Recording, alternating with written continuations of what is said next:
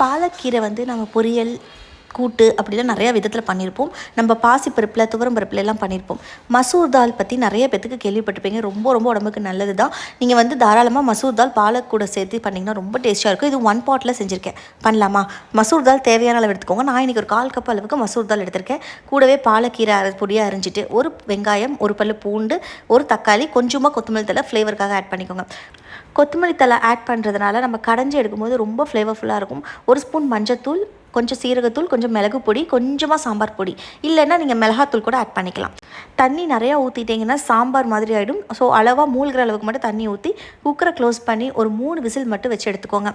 வெந்த பருப்பை நல்லா கடைஞ்சி வச்சுக்கோங்க. தாளிக்கிற கரண்டியில் 1 ஸ்பூன் நெய் இல்லை எண்ணெய் ஊற்றிக்கோங்க. ஒரு கொஞ்சமாக கடுகு, சீரகம், கருவேப்பிலை, கொஞ்சம் மிளகாத்தூள் அப்படியே எடுத்து நம்ம கடைஞ்ச பருப்பில் கொட்டிட்டிங்கன்னா ஒரு டேஸ்டியான மசூர் பாலக் தால் ரெடி. இது ரைஸ், சப்பாத்தி கூடலாம் சூப்பராக இருக்கும். ட்ரை பண்ணி பாருங்கள்.